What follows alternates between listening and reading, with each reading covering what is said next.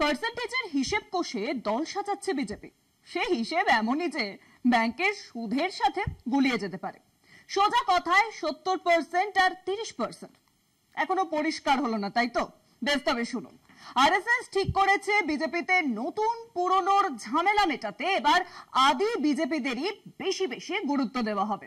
জেলা কমিটিতে 70% আদি এবং মাত্র 30% থাকবে নয়া বিজেপির। সংঘের পক্ষ থেকে একথা সাফ জানিয়ে দেওয়া হয়েছে।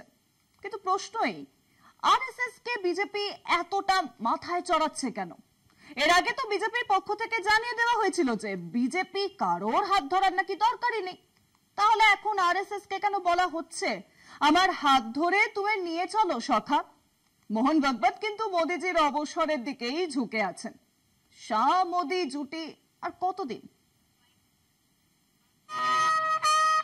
বিজেপির রাজ্য ও জেলা কমিটি গঠনের ক্ষেত্রে আদি নব্য দ্বন্দ্ব নিয়ে দলের রাশ ধরল আরএসএস। আদি আর নব্যদের লড়াইয়ে এবার বিজেপির হাত বেঁধে দিল আরএসএস। সংঘের পক্ষ থেকে সাফ জানিয়ে দেওয়া হলো দলে আদি বিজেপি এবং আরএসএস এর গুরুত্বই প্রাথমিক। জেলা কমিটিতে 70% লোকই হবে আদি বিজেপি এবং আরএসএস প্রভাবিত, বাকি 30% থাকবে নব্য বিজেপির জন্য।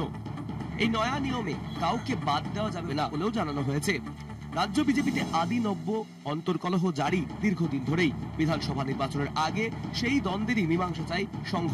শ্রমিক ভট্টাচার্যকে রাজ্য বিজেপির সভাপতি নিয়োগ করে আরএসএস বুঝিয়ে দেয় 21-এর নির্বাচনের সময় যেভাবে দলের দরজা খোলা হয়েছিল এবারে আর তা হবে না। বহু পুরনো বিজেপি ও আরএসএস কর্মীদের পাশে দাঁড়িয়ে শ্রমিককে সভাপতি করে দলে নব্যদের কিছুটা হলেও কোণঠাসা করলো। দলে 70% আরএসএস এবং আদিদের আধিপত্য মানে দলে নতুনদের চেয়ে পুরনোদের আধিপত্য অনেকটাই বেড়ে গেল। 2021-এর পর বিজেপিতে নব্যদের দাপট লক্ষ্য করা যায়। এর বিরুদ্ধে পথে নামেন বিজেপির প্রাক্তন রাজ্য সভাপতি দিলীপ ঘোষ। শেষ অবধি পুরনো নতুন নিয়ে প্রকাশ্যে লড়াইয়ে জড়িয়ে পড়েন দিলীপ ঘোষ নিজেই। এক্ষেত্রে প্রথম থেকে দিলীপ ঘোষের পাশে ছিল আরএসএস। তাই বিজেপির নতুন সব কমিটিতে নয়া নিয়ম চালু হলো। এই শতাংশের হিসেব ধরেই বিজেপির সব কমিটি গঠন করার নিদান দেওয়া হয়েছে। রাজ্য, জেলা এবং সাব কমিটিতেও এই একই নিয়ম মেনে চলতে হবে বলে বিশেষ সূত্রে জানা গিয়েছে। 15ই আগস্টের মধ্যে সব জেলা কমিটি তৈরি করতেও বলা হয়েছে। তারপর চলতি মাসেই রাজ্য কমিটি তৈরি হবে। কয়েকটি জেলা কমিটির সভাপতি নিয়ে অভিযোগ উঠেছে বলেও জানা গিয়েছে। তাদের কাজে খুশি নয় কেন্দ্রীয় নেতৃত্ব। তাদের নিয়ে নতুন করে ভাবনা চিন্তাও চলছে। এ ব্যাপারে আরএসএস এর কাছে রিপোর্টও পাঠানো হয়েছে।